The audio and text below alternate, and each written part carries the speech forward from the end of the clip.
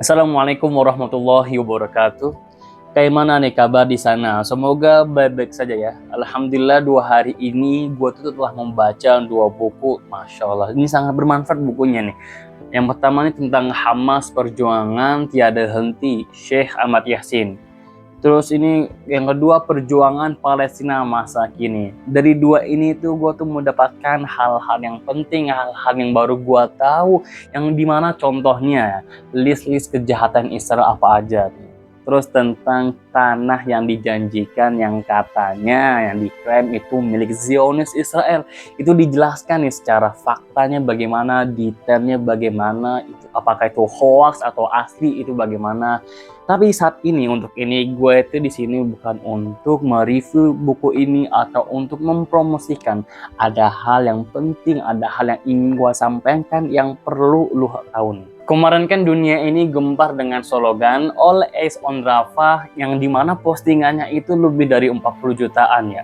Kenapa ya? Karena dengan hati bejatnya Israel itu memborbardir kamp pengungsian warga Palestina yang dimana 50 orang lebih, 50 jiwa lebih itu tewas, yang kebanyakan anak kecil dan kaum wanita. Bayangkan nih, bayi terpenggal, bayi terjebak dalam kobaran api, begitu juga dengan kaum wanita, ibu-ibu. Ini kan yang hanya bisa melakukan itu seseorang dengan hati yang berjiwa iblis. Lu pernah nggak kepikir dalam benak lo gitu ya, apa sih yang bisa gue lakukan untuk Palestina, apa sih yang bisa gue berikan untuk Palestina? Gue berjihad ke sana nggak mungkin, gue mau berdonasi nggak punya uang, gue mau ikut demo tapi ada kerjaan. Jadi kayak mana nih, jadi bagaimana yang gue harus lakukan untuk Palestina? Gini cuy, setiap orang itu mempunyai peran untuk kebebasan Palestina.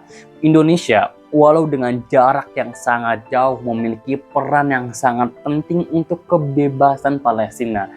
Tapi ingat ya, bukan datang ke sana dengan jet, bukan. Logikanya, kita di sini tuh nggak tahu apa-apa. Kita nggak belajar militer gitu ya. Kita nggak tahu bagaimana bertempur, bagaimana. Kita ke sana malah jadi beban orang yang perang di sana gitu loh. Logikanya nggak gitu kan ya.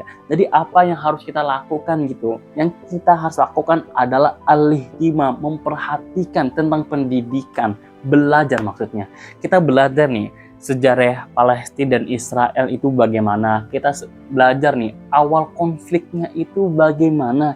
Kita belajar nih itu tanah perjanjian yang diklaim oleh Yahudi itu fakta atau hoax. Kita belajar di sana, kita googling lah, kita pinjam buku lah, kita ke perpustakaan, kita baca-baca buku lah, sehingga kita paham, sehingga kita menemukan kebenaran. Dan ketika kita paham, kita menemukan sebuah fakta, baru kita menyampaikan kepada orang lain agar mereka paham. Jadi kita belajar, lalu memberikan edukasi kepada orang lain, itu suatu hal yang penting. Kenapa? Karena di Indonesia sendiri banyak banget orang yang tidak tahu apa yang terjadi di Palestina. Salah Hamas lah, kenapa dia nyerang duluan tanggal 7 Oktober. Salah Hamas kan teroris kayak gini.